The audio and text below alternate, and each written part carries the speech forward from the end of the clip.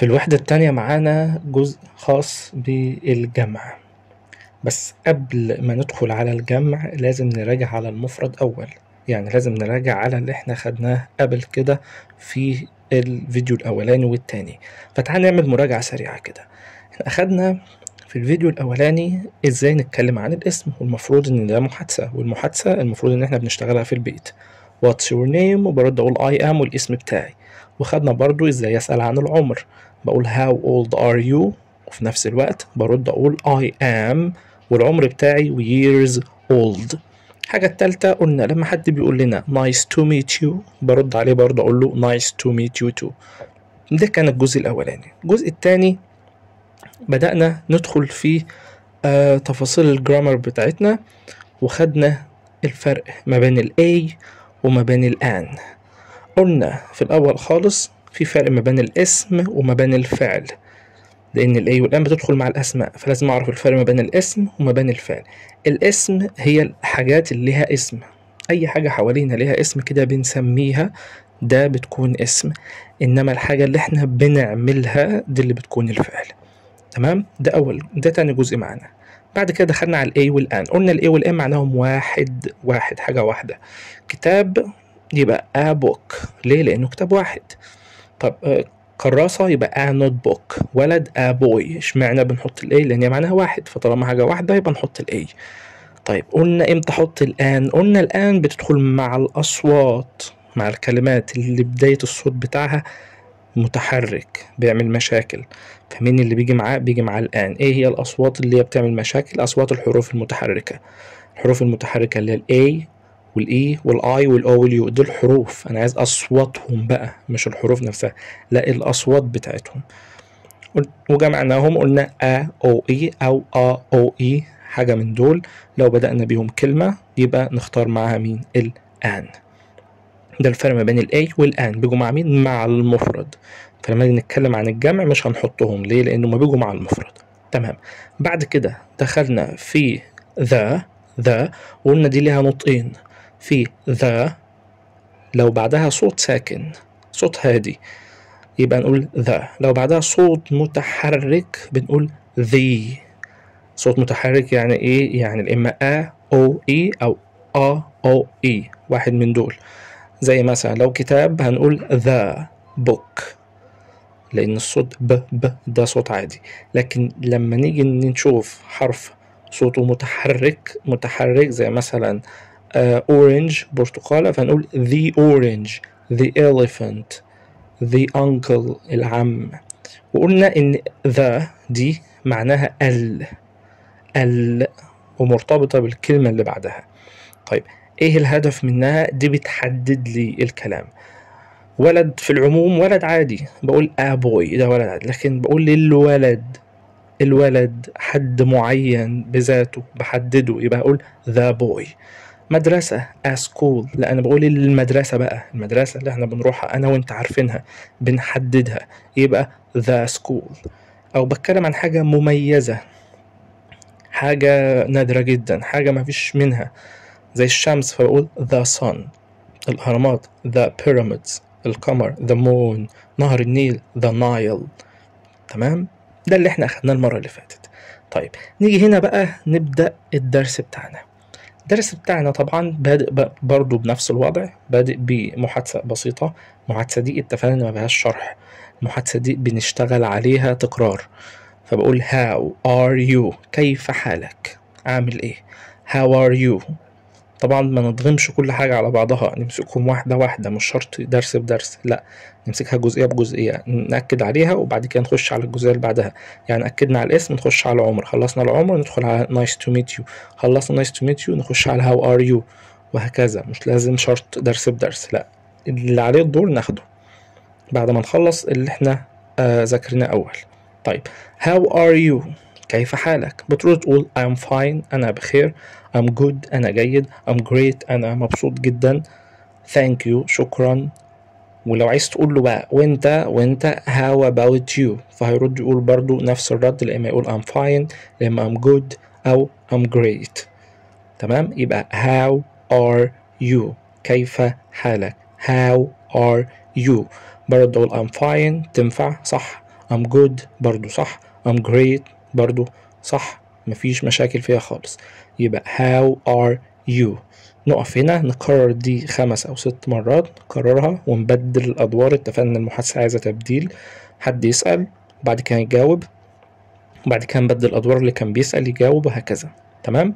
دقيقتين كده نوقف الفيديو، نركز على دي كويس، وبعد كده نبقى نكمل الشرح.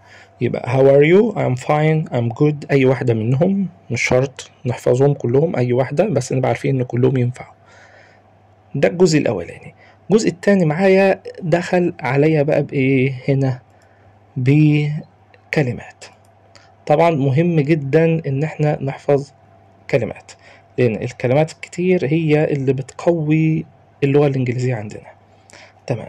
ايه هي بقى طبيعة الكلمات الموجودة هنا؟ بيتكلمني عن my school supplies، الأدوات بتاعتي بقى، الحاجات اللي أنا بستخدمها فين؟ في المدرسة.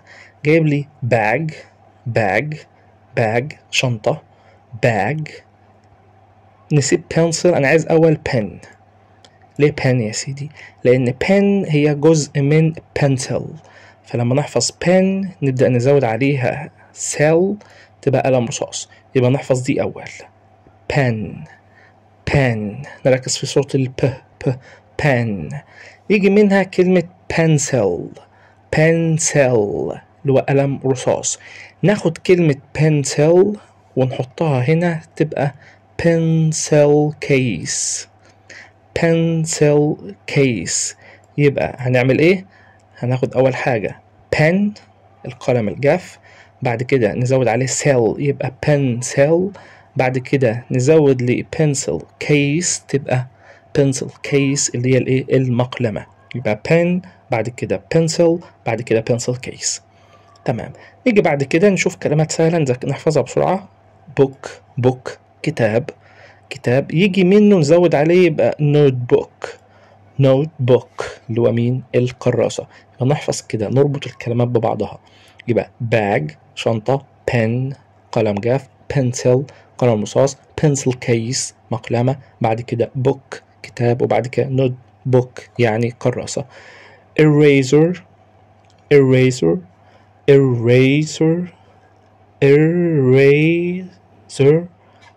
يعني الايه؟ طبعا الممحاة او الاستيكة. بعد كده sharpener وفي pen اهو في النص قلم جاف، و اللي هو الاي ار، يبقى sharpener. وعند المسطرة طبعا ruler.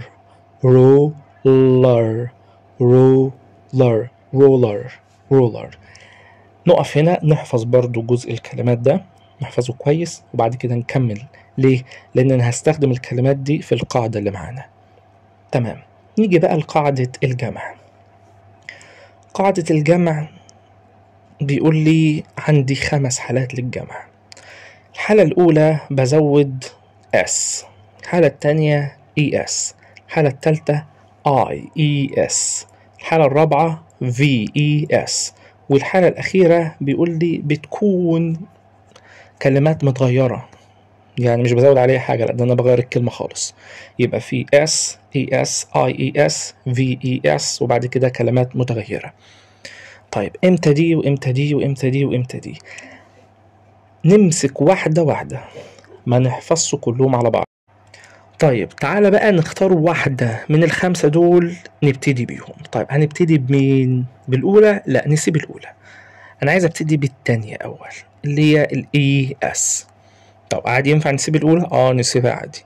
ليه؟ لأن لما نشرح الباقي ده هقول لك الباقي بياخد الإس. تمام؟ فنسيب ده لأن هو الحل بتاعها أو القاعدة بتاعتها إن هو أغلب الكلمات بتاخد الإس. فتعال نشوف دول أول. يبقى نقول الA والS أول. بيقول لي هنا الحالة التانية هي موجودة معايا. الحالة التانية بيقول لي we add ES to words ending in S, SS, SH, CH, X, O, Z. لما بيقول لي بنزود ES لما تكون الكلمات منتهية بالS والSS والSH والCH والX والO والZ. تمام، يبقى انت مضطر انك تحفظ الكلمات دي الحروف دي كلها عشان لما تشوف واحد منهم في نهاية الكلمة تزود له اي اس. طيب تعال نسهل الموضوع شوية، يعني مش كل الناس هتبقى حافظة الكلمات دي الحروف دي وهتفتكرها، ممكن حد ينساهم. طيب تعال نشوف حاجات كده نخليهم عامل مشترك. الاو اركنوا في جنب والزد اركنوا في جنب، يبقى الاو والزد دول مع بعض، يبقى لو الكلمة اخرها او اخرها ايه ز، تمام، اللي هو الزد. عندي بقى الاس والاس اس والاكس، التلاتة دول لما بنيجي ننطقهم بنقول س، يعني س، والاس اس والاكس التلاتة، فممكن نرمز للتلاتة بصوت سين اللي هو س، صوت مين س. يبقى انا معايا الاو والزد وصوت السين، وعندي الاس اتش والسي والاتش دول صوتهم شين، في الكلمات بيكون نهايتهم ش، تمام. يبقى انا عندي دول كلهم ممكن نختصرهم في لو الكلمة نهايتها او، نهايتها زد، نهايتها صوت الس وصوت الش. ايه هو اس اللي هو الاس والاس اس والاكس، ايه صوت الش اللي هو الاس اس الاس اتش والسي اتش، تمام. عايز تحفظهم تمام، عايز تفتكرهم وتختصرهم عادي مفيش مشاكل. يبقى لا اما نحفظ دول كلهم ويكونوا كتير، او نفتكرهم بالطريقه اللي احنا قلنا عليها او زد س ش، ودي اسهل بتختصر لي شويه بدل ما احفظ كل الايه الحاجات دي كلها. طيب تعالى بقى نشوف ايه اللي احنا هنعمله. قال لي ازاي اعمل الجمع. طبعا انت بتعمل الجمع من المفرد، احنا عرفنا بنعمل المفرد ازاي، بنحط قبله الاي والان. طب الجمع هنشيل الاي والان، دي اول خطوه. يبقى عشان تحول من مفرد لجمع نحذف اي حاجه تدل على المفرد. ايه اللي بيدل على المفرد؟ الاي والان. طيب عندي كلمه هنا اهي بيقول لي باص، اول حاجه هنحذف الاي، اشمعنى؟ عشان بتاع المفرد انا عايز جمع. طيب الكلمه دي تخص انهي قاعده من الخمسه بتوع الجمع؟ بتقول بص، اخر حاجه فيها ايه؟ الحرف الاس، ماشي يا سيدي، او صوت الاس اللي احنا قلنا عليه يبقى ماشي يا سيدي برضو. طب صوت الس وحرف الاس دول بيعملوا ايه؟ قال لك بنزود عليهم اي اس، تمام. فعشان كده يبقى شلنا الاي، مفيش هنا اي اهو، مش محطوطه خالص قبل الكلمه لان بتتحط قبل الكلمه المفرد، بنشيلها مع الجمع. طيب نشوف التانية، دش، الآ دي مفرد شيلها. طيب دش انهي قاعدة من القواعد بتاعت الجمع؟ دي قاعدة اللي هي فيها ش، دش، صح ش. طب وصوت الش بيلزق في ايه؟ بيلزق فيه الاي والاس، تمام. يبقى تحط هنا على الاي والايه، الاي والاس، تمام كده، تمام. يبقى دي القاعدة التانية بتاعتي. يبقى القاعدة التانية، طب القاعدة الأولى سيبنا من القاعدة الأولى دلوقتي. القاعدة التانية بتقول لي إن لو عندك كلمة منتهية ب او زد س ش، دي بيننا وبين بعض بقى ايه الس اللي هما الاس والاس اس والاكس، وايه هو الش اللي هو الاس اتش والسي اتش، يبقى او زد س ش، نفتكرها في ثواني، تمام. بعمل فيهم ايه؟ قال لي لما بلاقيهم بلزق فيهم على طول الاي والاس، تمام كده. طب بعمل المفرد ازاي؟ بحط الاي والان. طب بعمل الجمع ازاي؟ بشيل الاي والان وازود اضافه من بتاعه الجمع. يبقى دي اول حاجه. يبقى امتى ازود اي اس او زد س ش او زد س ش؟ بعمل فيهم ايه؟ بنزود لهم اي اس، تمام قوي. طيب نيجي بعد كده نخش على القاعده هي التالتة، بس قبل التالتة تعال نحل شويه على الايه، على التانية. نجيب هنا حل القاعدة التانية. القاعدة التانية ادي القاعدة التانية اهي، تمام. تعال نشوف بقى الحل بتاعها. بيقول لي هنا القاعدة الايه، القاعدة التانية. بيقول لي القاعدة التانية بعمل فيها ايه يا سيدي؟ قال لي بنزود الاس الاي اس دي، اي اس الجميلة دي، لما يكون في اس او اس اس او اكس وقلنا التلاتة دول س، لما يكون في اس اتش وسي اتش وقلنا دول ش، او يكون او والزد. يبقى نختصرهم في الثلاث حالات بتوعنا او الاربع حاجات او زد س ش. وانا بقرا الاحظ بقى مش هدور على الحروف، انا الكلمه نطقتها خلاص، احنا عايزين نتعود ان احنا ننطق ونفهم من النطق بتاعنا. زي ما كنا بنشتغل مع الاي والان، ما ببصش على الحروف، ببص على الاصوات. هنا برضه هبص على الاصوات. تمام. تعال نحل بقى شويه. جايب لي هنا الحل. اول سؤال، السؤال الاولاني بيقول لي غير او حول من مفرد لجمع. عايز احول من المفرد للجمع. بحول من مفرد للجمع ازاي؟ قال لي بنشيل الاي او اي حاجه تدل على المفرد، وبعد كده نحط ايه؟ نحط حاجه تدل على الجمع. طيب تعال نشوف. اول حاجه هنعمل ايه هنا؟ هنشيل الاي واقرا الكلمه دش. انهي قاعده من قواعد الجمع؟ الكلمه دي فيها صوت في الاخر ش، اللي هو الاس والاتش، صح؟ طيب والش دول بنعمل فيهم ايه؟ قال لي بنزود له اي اس، يبقى هنا هنزود له اي اس، يبقى دي كده صح. تمام. بعد كده جايب لي تاني كلمة. تاني كلمة عندي بيقول لي ايه؟ بيقول لي a dress. عايز احول للجمع. نمشي بالخطوات كده. اول حاجة هنشيل الاي، صح؟ لان الاي بتاع المفرد. بعد كده بعمل ايه؟ قال لي بنقرأ الكلمة ونشوف هي تبع انهي قاعدة، هتاخد انهي قاعدة من الخمسة. احنا قلنا في A وفي ES وفي IES وفي VES، وبعد كده الكلمات اللي هي المتغيرة. طب ده مين فيهم؟ ده مين فيهم يا سيدي؟ نشوف. بقول لي دريس. آخر حاجة قلتها س، واحنا اتفقنا OZ ش مالهم بياخدوا الاي اس؟ يبقى هنا ياخدوا مين؟ الاي اس. يبقى انت هتكتب كلمة دريس هنا وتزود لها الاس اس. تمام. طبعا هنحل شفوي كده مع بعض وانت تحل الباقي في الواجب. طيب نيجي هنا لدي. بيقول لي باص. باص عايز احولها للجمع. اول حاجة بنشيل اي حاجة تدل على المفرد. بعد كده اقرأ الكلمة باص. تبع انهي قاعدة؟ ده تبع قاعدة اللي هو او زد ش، ودول قاعدتهم ايه؟ بنزود عليهم اي اس. يبقى انا هزود هنا ايه؟ الاي والاس، صح كده؟ تمام. بعد كده بيقول لي brush. مفرد وجمع. اعمل ايه؟ تشيل اي حاجة تدل على المفرد، يفضل عندي brush. او زد ش، صوت الشين، والشين ده بيعمل ايه؟ صوت الش ده بنزود عليه اي اس، يبقى انت هتزود لي هنا برضو اي اس. تمام. نيجي هنا للكلمة التامنة دي مثلا كويز. اول حاجة نشيل ده ليه يا سيدي؟ عشان المفرد. كويز ز. الاو والز والس ش دول مالهم؟ بنزود عليهم اي اس، يبقى انت هنا برضو هتزود لي اي اس. تمام. الباقي ده نحله ايه؟ نحله واجب. يبقى القاعدة التانية بتقول لي لو في ايه يا سيدي؟ قال لي لو الكلمة اخرها او ز س ش. طب عايزين نحفظ. احفظ يا سيدي اس واس واكس وسي اتش واس اتش واو وزد، ونقعد نقول حاجات كتير. نختصرهم يكون اسهل بالنسبة لنا عشان نفتكرهم دايما. تمام. تعال نشوف بعد كده السؤال ده. السؤال هنا بيقول لك write the suitable word under each picture. يعني انت هتكتب الكلمة المناسبة فين؟ تحت كل صورة.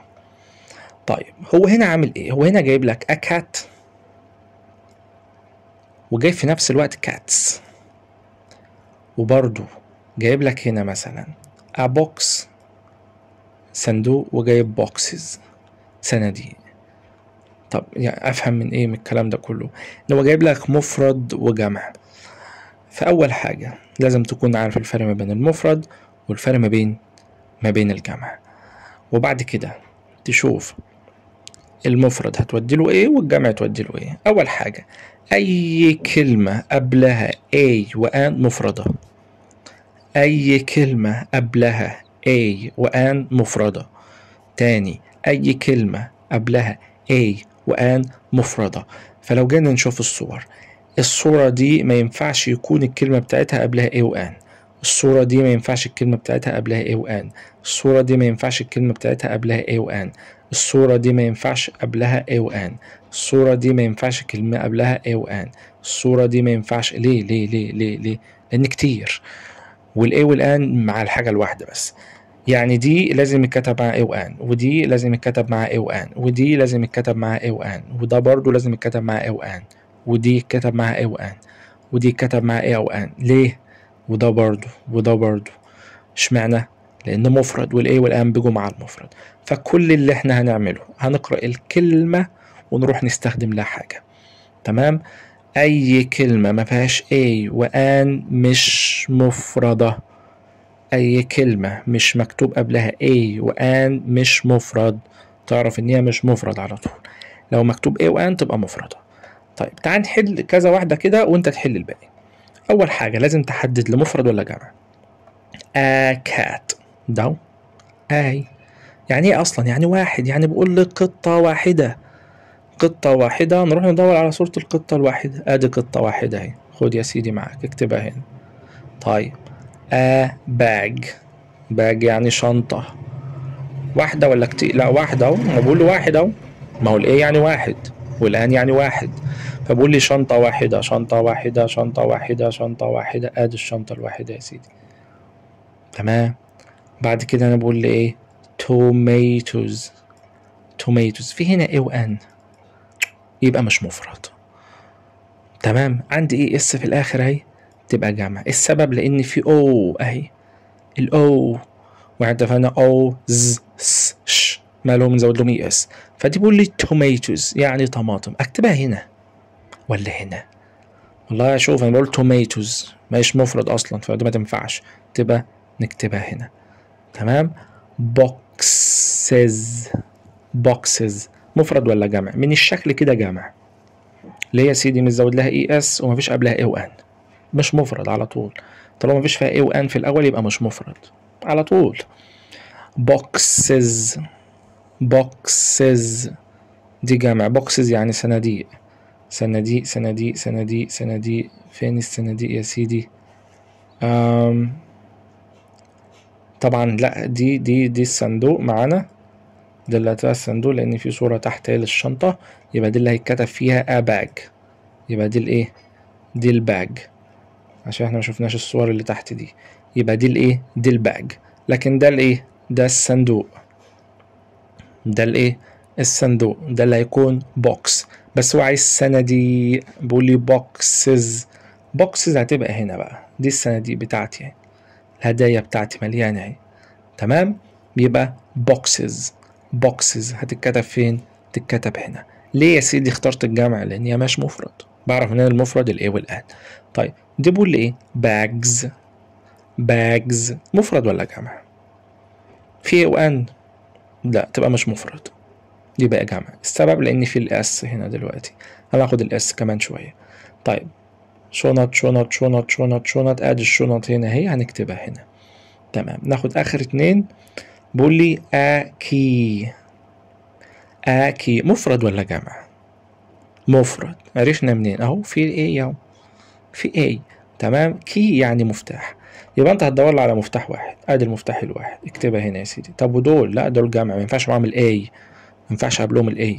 دول عايزين كيز جمع كده، نحط لهم اس اي اس اي اي اس على حسب ما هنشوف. طيب بعد كده بيقول لي داك. داك يعني بطة. بطة واحدة، بطة واحدة، يبقى هتدور لي على بطة واحدة. عرفت ان هي مفرد، ما هو اهو قدامي اهو بيقول لي الاي مفردة. بطة بطة واحدة، يبقى هنا البطة الواحدة. تمام. الباقي ده واجب. يبقى لو A وآن يبقى مفرد، مفيش A وآن يبقى نشوف هيبقى جمع ولا هيبقى ايه بالظبط. تمام. تعال نشوف مثال كمان. عندي مثال تمرين تالت اهو. بيقول لي نفس الكلام برضو، بس ده الفرق ما بين الاس وما بين الاي اس مع الكلمات دي. فاحنا عايزين نطلع منهم بس بتوع الاي اس لحد ما ناخد الاس. فانت لو طلعت اللي فيهم اي اس هتكتب الباقي فين؟ في الاس، لان قلنا الاس بتاخد الباقي اصلا من القاعده. بتاخد الباقي منين؟ من القاعده. فهنطلع اول حاجه من اللي فوق دول اللي هم فيهم الاس الاي اس، وبعد كده الباقي يروح لمين؟ للاس.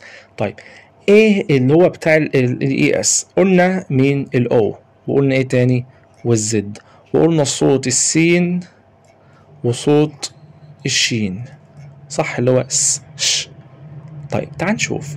اول حاجة هتشوف الكلمة اول، يا ترى فيها واحد من الاربعة دول ولا لا. لو فيها واحد من الاربعة نزود اي اس، لو مفيش فيها نزود الاس.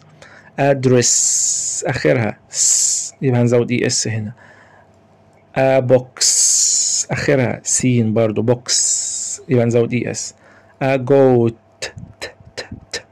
اخرها ت ت دي او زد ما قلتش الت يبقى مفيش اي اس يبقى تاخد الاس. طيب ان octopus سين اهو يبقى اي اس. a girl لا لا لا. او زد اس اتش ولا ولا مفيش يبقى هنزود هنا الايه الاس. طبعا بعد ما نشيل مين الاي كده كده هنشيل الاي في كله في اي قاعده اس اي اس اي اي اس ايا كان عايز الجمع هتشيل الاس الاي. تمام. بعد كده بيقول لي a horse. a horse الكلمه دي حلوه جدا. a horse اخر حاجه قلتها ايه صح، فالمفروض تزود ايه اي اس، بس هو حاطط ايه كاتب الاي يبقى انا محتاج مين بس الاس. يبقى لو الكلمه اخرها اي بنختصر بس نحط لها مين نحط لها اس بس ما احطش اي اس تاني. تمام. يبقى هنا الكلمه دي اخرها فعلا س صح، اخر صوت عندك س فالمفروض تزود له اي اس. تمام انا زودت اي يبقى ناقصك مين ناقصك الاس بس، يبقى هنا هنحط الاس بس. a tomato اخرها او والاو اي اس يبقى هنا اي اس. a dog او اس لا ليه dog ج يبقى نزود مين الاس. a brush شين قدامك اهي يبقى اي اس. a flag او زد لا يبقى الاس. a watch شين والشين اي اس. a monkey او لا monkey يبقى نزود مين الاس. يبقى دي قاعدة مين الاس اللي انا قلت هنسيبها في الاخر.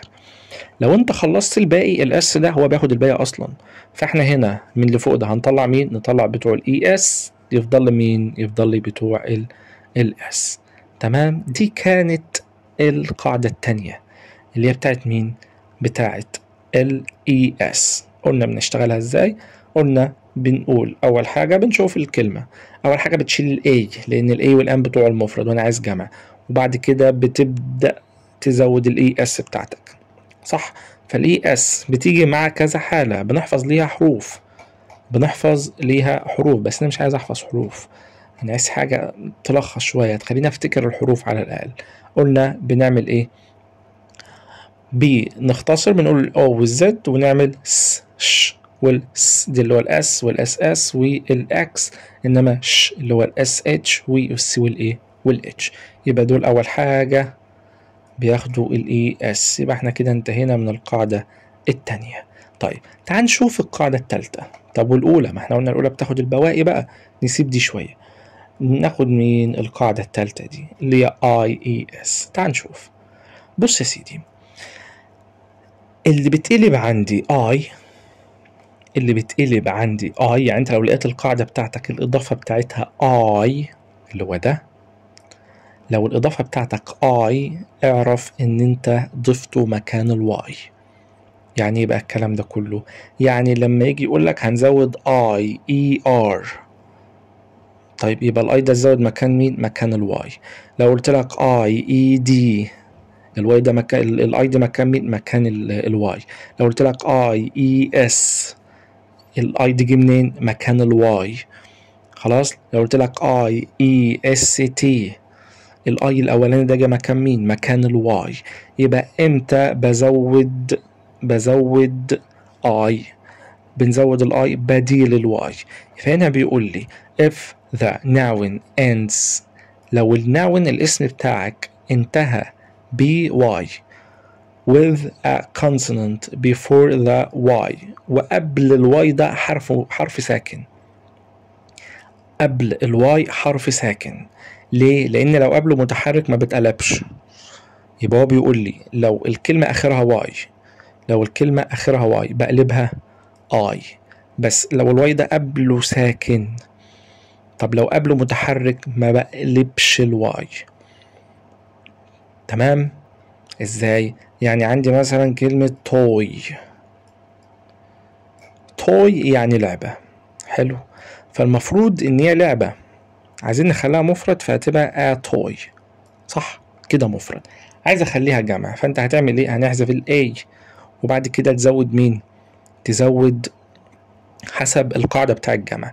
فالقاعدة بتاعتي بتقول لي لو الكلمة اخرها واي بنقلب الواي اي وبعد كده احط اي اس، بس هنا مش هتتقلب، هنا هنزود اس بس. السبب ان قبل الواي حرف متحرك، يبقى لو قبل الواي حرف متحرك لا تقلب، ما بنقلبهاش.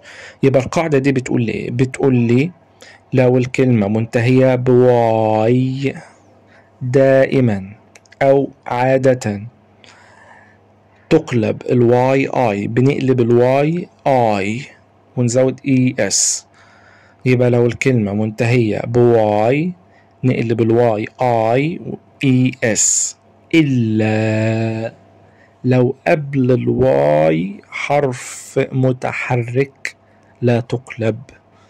يبقى لو قبلها حرف متحرك ما تقلبهاش، بتسيبها زي ما هي خالص.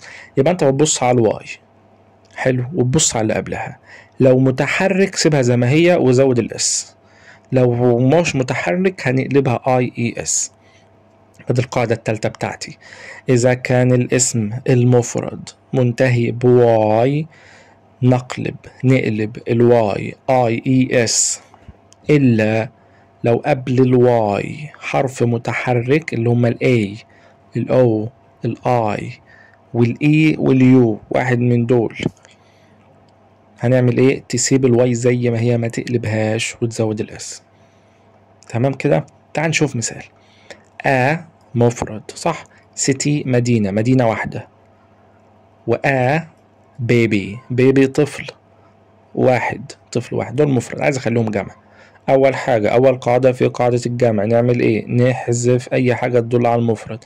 فضل عندي السيتي وبيبي. طيب انهي قاعدة من القواعد بتاعة الجمع؟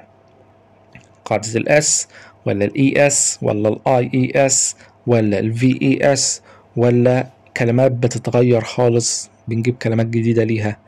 لا، دي قاعدة الواي، وقاعدة الواي بتاعة الاي اي اس لان اخرها واي. طيب قال الواي بتتقلب دايما على طول كده الا لو قبلها حرف متحرك. فتبص على اللي قبلها اول، قبلها تي ده ساكن صح، يبقى نقلبها، فعشان كده زودنا اي اي اس.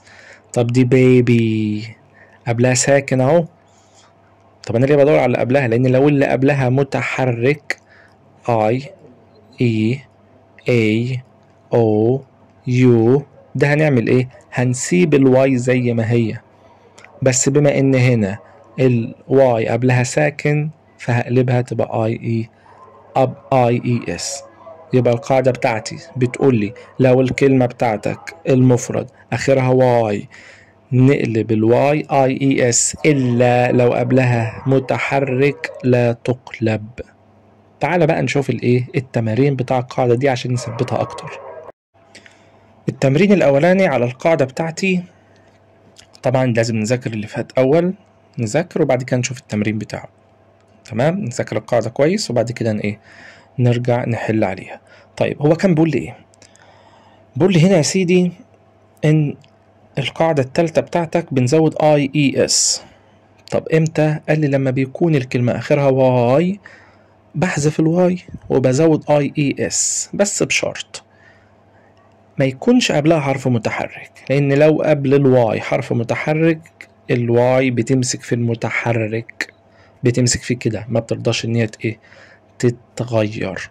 تمام، يبقى تقلب الواي اي، لو تقلب الواي اي اي اس الا لو قبلها حرف متحرك اللي بيحصل ما بنقلبهاش. تعال نشوف هنا. طبعا هو بيقول له، بيقول لي لو عندك في هنا consonant اللي هو الحرف الساكن، طبعا كل ده مشروح في الاخر بالعربي فما تقلقوش. هنعمل ايه؟ قال لي هنا وبعده واي، حرف ساكن وبعده واي نشيل الواي ونحط اي اس.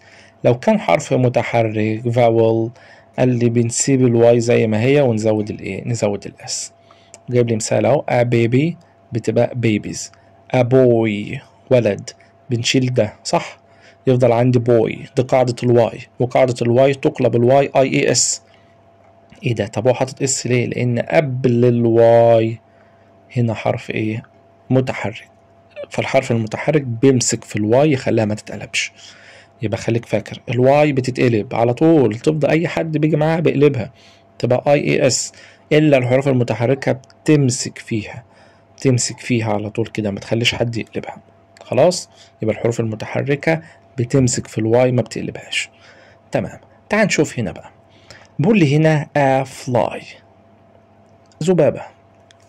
حلو، ذبابة، دبانة. عايز احولها لجمع، شيل يا سيدي الاي، دور على القاعدة، قاعدة الواي. الواي فيها حالتين، تقلب الواي اي اي اس في الغالب، الا لو قبلها حرف متحرك بيمسك فيها ما بيخليهاش تتقلب. بص على اللي قبلها ال، حرف متحرك لا، يبقى هتشيل الواي وتحط اي اي اس. صح كده؟ تمام. طبعا الكتابة بايظة خالص لان انا بكتب بالايه، بالماوس بتاع الكمبيوتر، مش مشكلة، المهم ان انتوا تكونوا فاهمين بعيدا عن الخط وبعيدا عن اي حاجة خالص. طيب تعال نشوف التانية. بيقول لي a day، a day. عايز احول جامع، بعمل ايه؟ اول حاجة بنشيل الاي صح، ليه؟ لان الاي بتاع المفرد.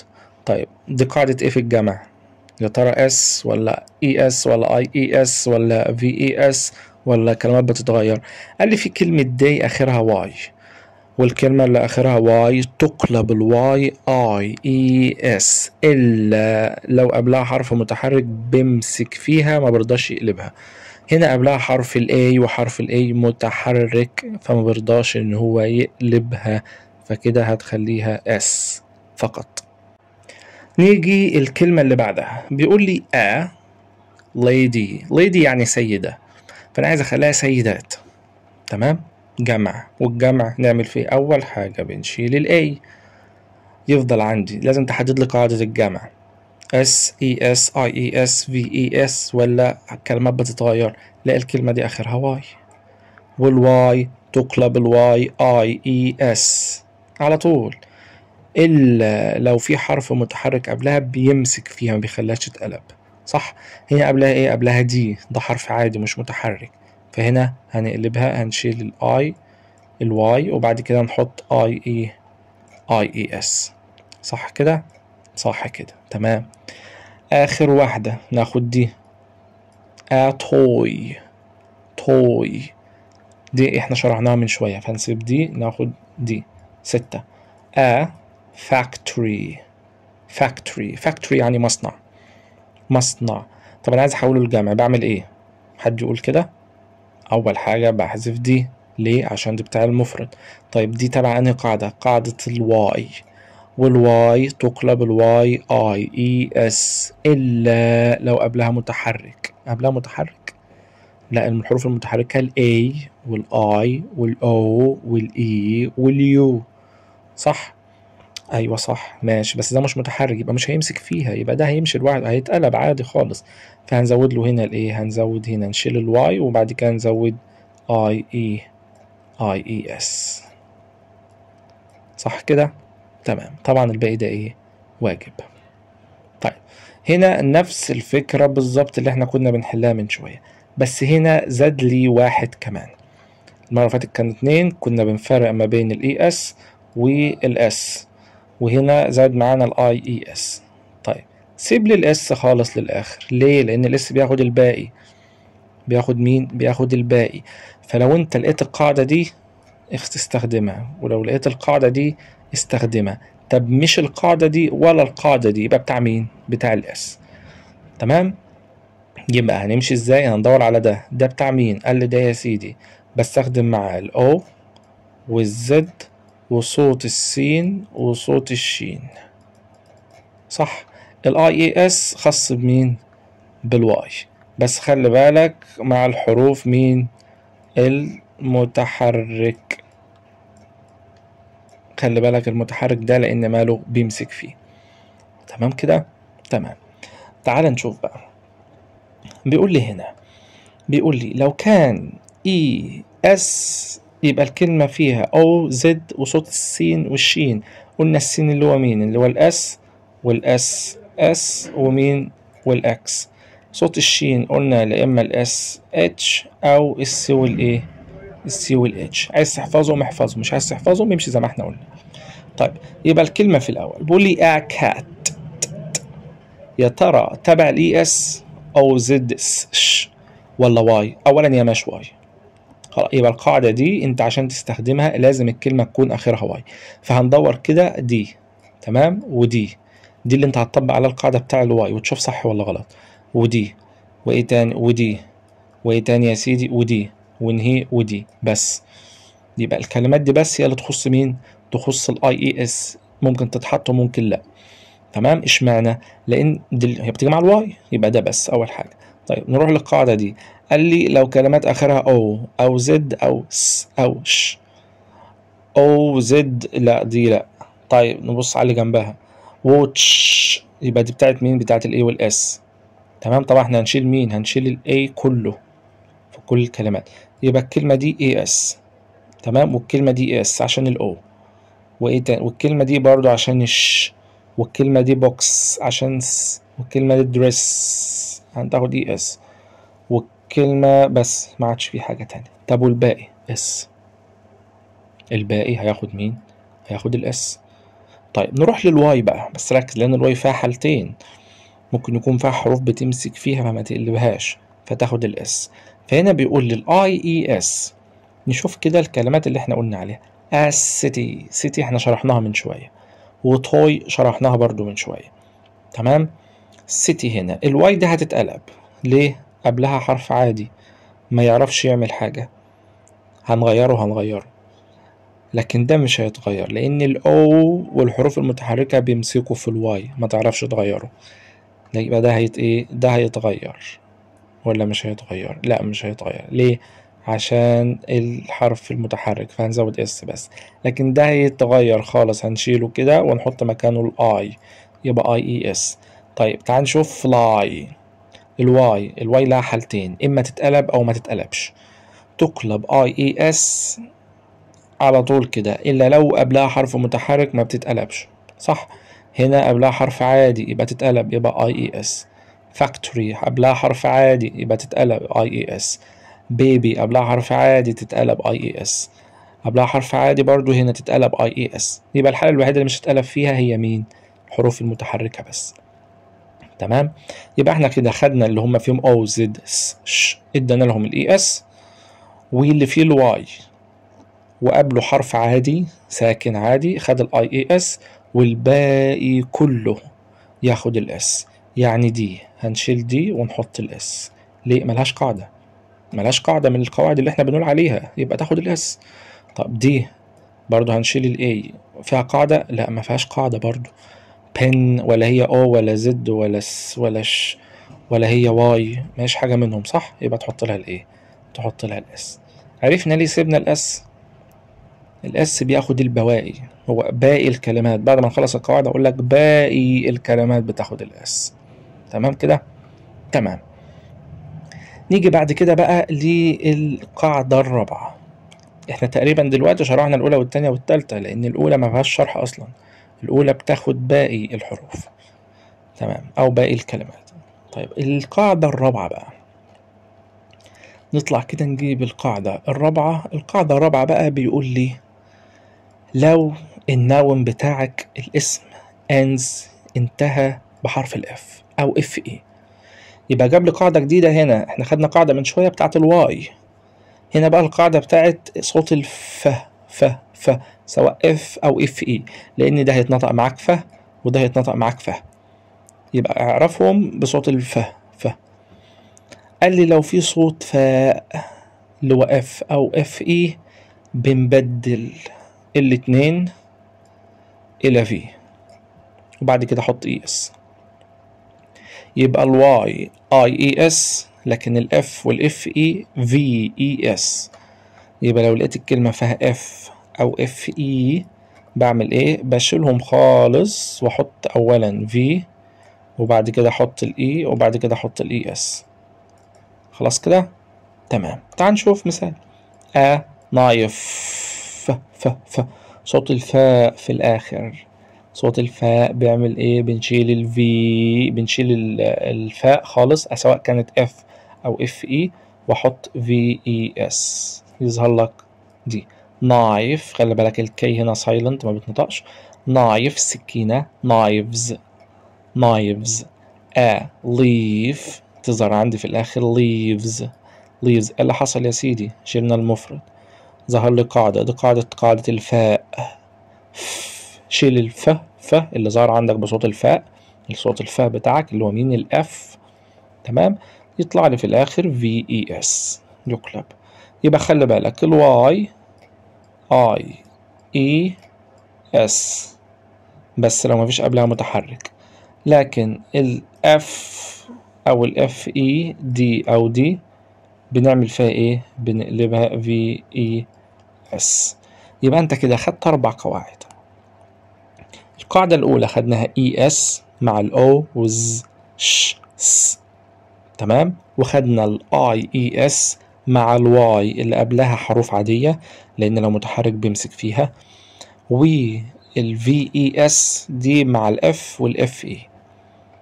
تمام، دي سهلة شوية لأن هو بس مفيش فيها شواذ ولا مفيش فيها حاجة هنا تعطلك شوية في البدايات، هي سهلة كويسة معاك. تمام، يبقى الF E. طبعا في بعض الكلمات كده اللي بتكون خارجة برا القواعد دي خالص، فدي بنحفظها زي ما هي كده. تمام، هتقابلنا إن شاء الله فيما بعد. يبقى يهمني دلوقتي انت لو لقيت الاف او الاف اي بعمل فيها ايه؟ بحذفهم وازود VES. تمام، تعال نشوف تمارين عليها. على مين؟ على الرابعة. احنا كده حلينا التانية وحلينا التالتة، نيجي الرابعة. بقول للرابعة اهو لو في اف او اف اي بتحولهم ل VES، وجايب لي مثالين واحنا شرحنا الامثلة. تعال نشوف بقى. A wolf بيقول لي change غير into plural يعني الجمع، غير لي للجمع. اغير للجمع وماله يا سيدي نغير للجمع. اول حاجة هنشيل الاي والاي والاي والاي والاي والاي والاي والاي والان والاي. هو افترى يعني ولا ايه؟ بنشيل اللي احنا عايزينه؟ لا، ما دول بتوع المفرد، والمفرد بنشيله وبنحذف اي حاجه تخصه لما نيجي نحول للجمع. تمام، فضل عندي الكلمات بقى لوحدها كده. اقرا يا سيدي. wolf ده دي الفا يبقى VES، يبقى نشيل الاف وتحط VES. knife صوت الفا برضو، فا يبقى نشيل الفا ونحط VES. leaf ده فا، شيل الفا وحط VES. thief فا يبقى برضو نشيل الفا ونحط VES. half برضو نشيل الفا ونحط VES. wife نعمل ايه؟ برضو نشيل الفا ونحط VES. shelf نشيل ده وحط VES. loaf برضو نشيل الفا ونحط VES. عندي هنا elf برضو هنشيل الفا ونحط VES. life نشيل F E وبعد برضو نحط VES وهكذا. تمام، يبقى القاعدة دي سهلة جدا. لقيت F أو FE بشيلهم أحط VES. كده خدنا 3 قواعد ES مع ال O والZ والش. ال Y بنقلبها IES إلا لو قبلها متحرك ما بتتقلبش، بنزود الاس. عندي بعد كده لو في F أو FE دول بشيلهم وأحط مكانهم VES، والباقي ياخد الاس ما عدا الكلمات اللي احنا هنقول عليها كمان شوية. تمام، تعال نشوف مثال تاني. هنا مش جايب لي أمثلة تانية على القاعدة دي لأن هي قاعدة أصلا بسيطة والكلمات بتاعتها مش كتير، كلمات بتاعتها بسيطة وسهلة. تمام، نيجي بقى للقاعدة الأخيرة. القاعدة الأخيرة دي ما فيهاش شرح، لأن القاعدة دي هي كلمات لازم تتحفظ بالظبط كما هي. بيقول لي القاعدة الخامسة in some cases في بعض الحالات a words الكلمات form الشكل بتاعها changes يتغير when it becomes plural. يعني الكلام ده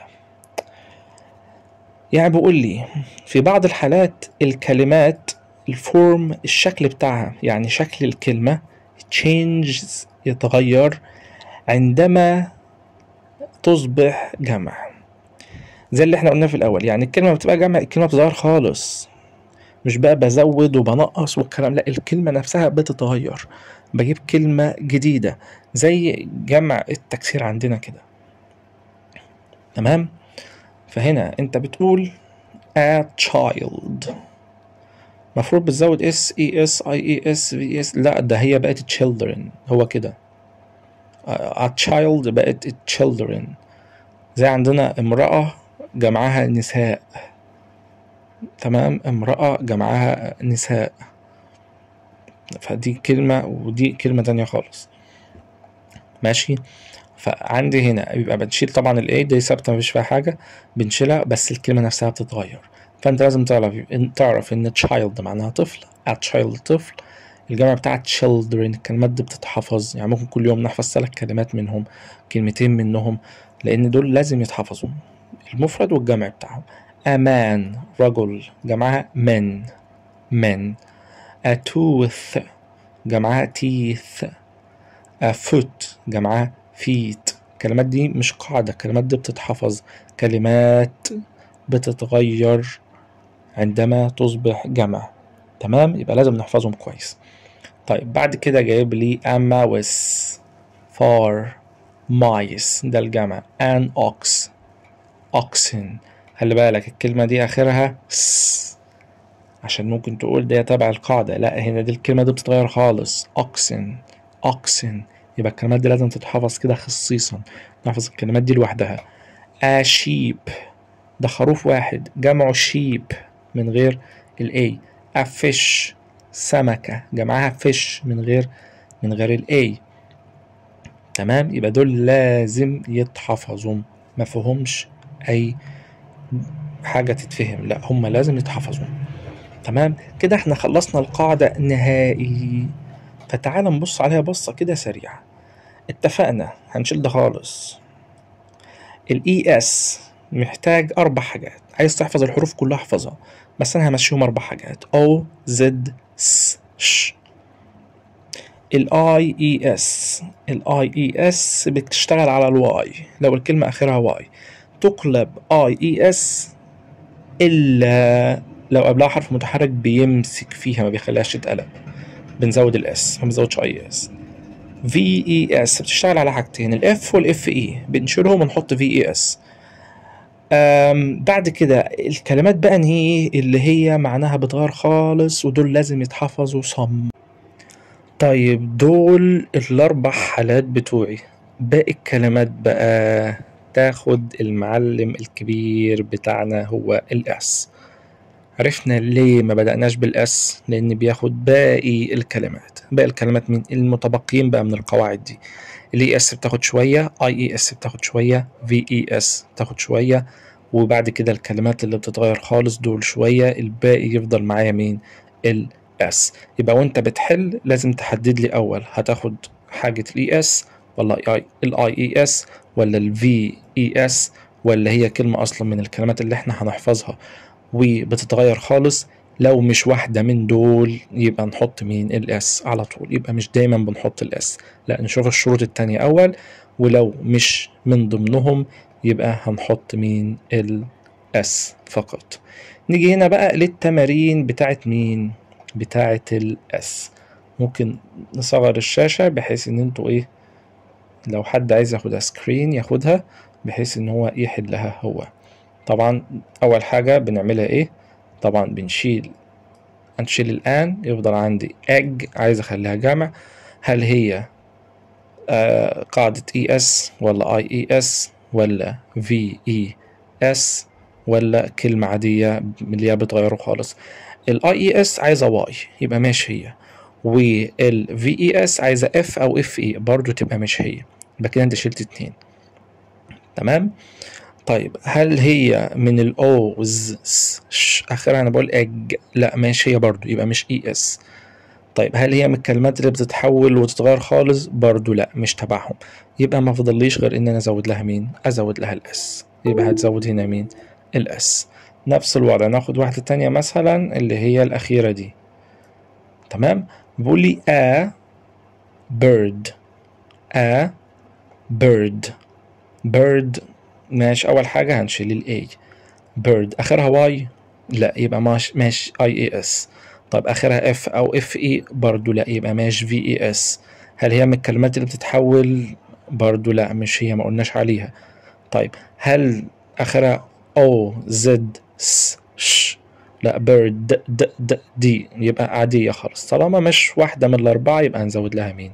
هنزود الاس. وهكذا باقي الايه؟ باقي الحل. طبعا عندي هنا جايب لي مثال تاني نفس الوضع، بيقول لي حول لي الكلمات دي. حول الكلمات دي لايه؟ للجمع. هنمشي بنفس الطريقة برضو، نشيل الاي ونحول الكلمة، بس نتأكد نشوف هي انهي قاعدة. لو ماهيش من القواعد يبقى نحط الايه؟ نحط الاس. بعد كده برضو جايب لي هنا صور، بس هنا بيقول لي اعدهم بقى. يعني قبل ما تكتب الكلمة الجمع اكتب عددهم أول.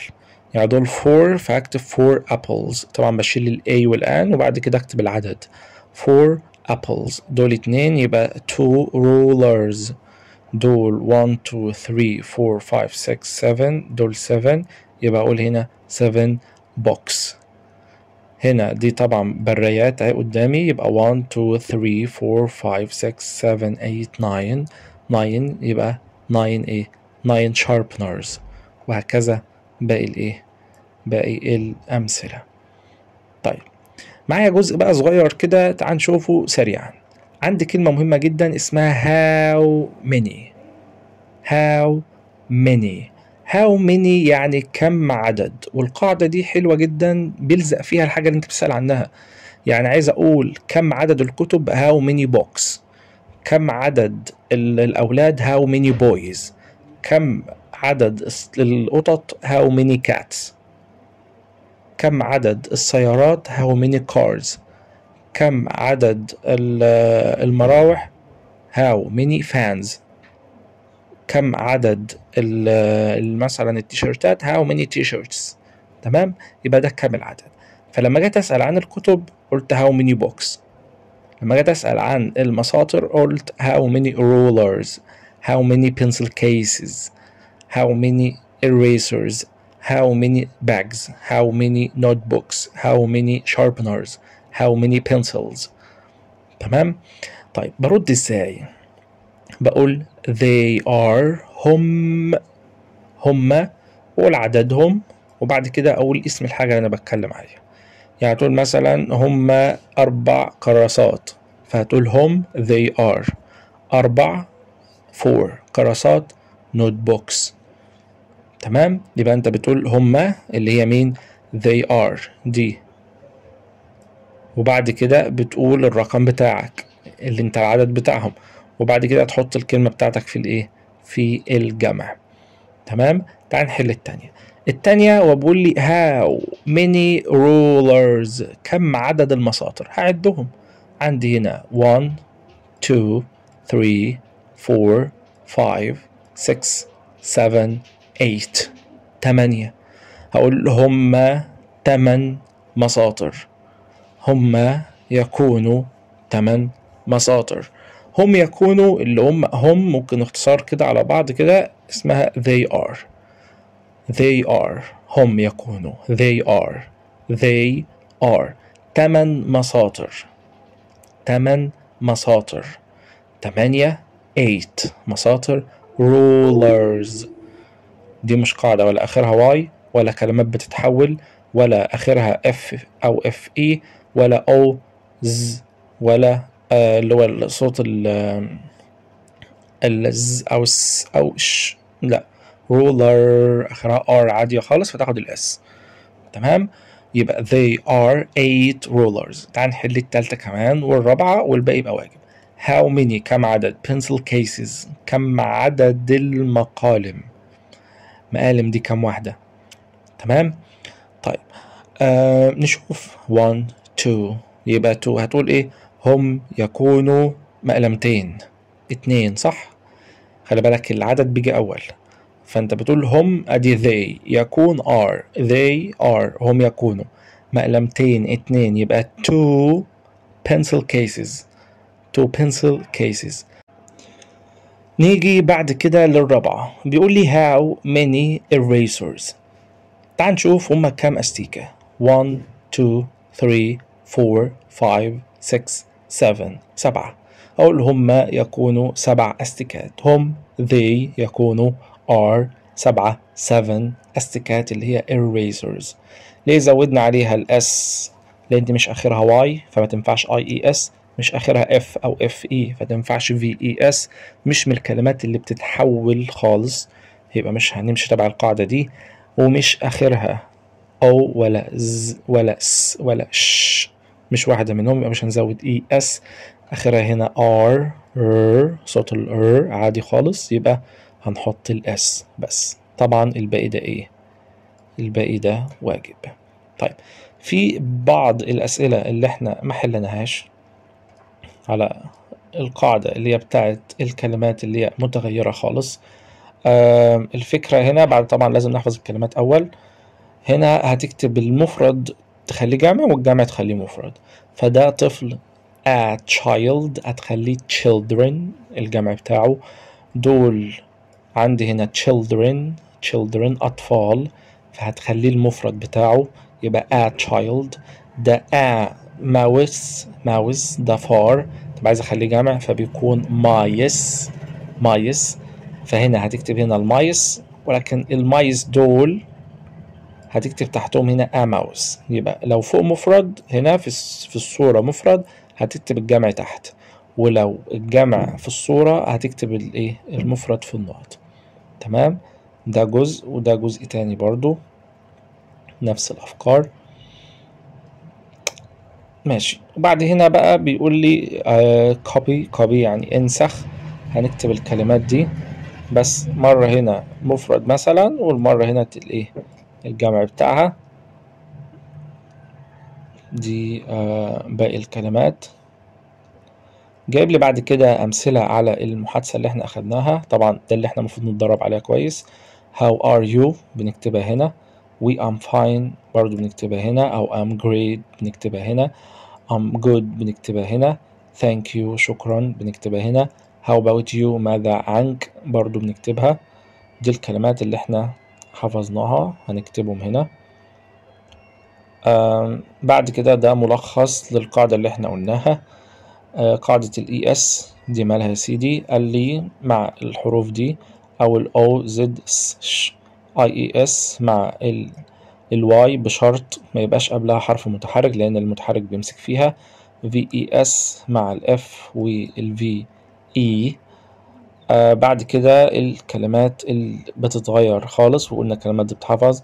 قاعدة how many قلنا بيجي بعدها هنا الاسم الجمع بتاعها. How are you بترد تقول I am good أو I'm fine كيف حالك. بعد كده ده الشرح العربي بتاع القاعدة اللي احنا قلنا عليها دلوقتي.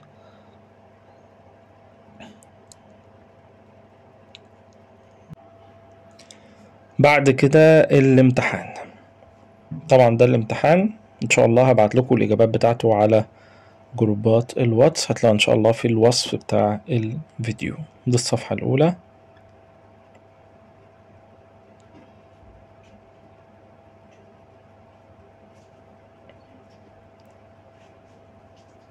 ودي باقي الامتحان بتاعنا. وبكده يبقى انتهينا من الدرس بتاعنا. أتمنى إن شاء الله يكون في استفادة كبيرة. نحاول نقسم الدرس على أجزاء، كل قاعدة لوحدها ناخدها بالشرح بتاعها بالتمارين بتاعتها، بحيث إن احنا ما ندخلش الدنيا في بعضها. وأشوفكم إن شاء الله على خير في فيديو جديد، والسلام عليكم ورحمة الله وبركاته.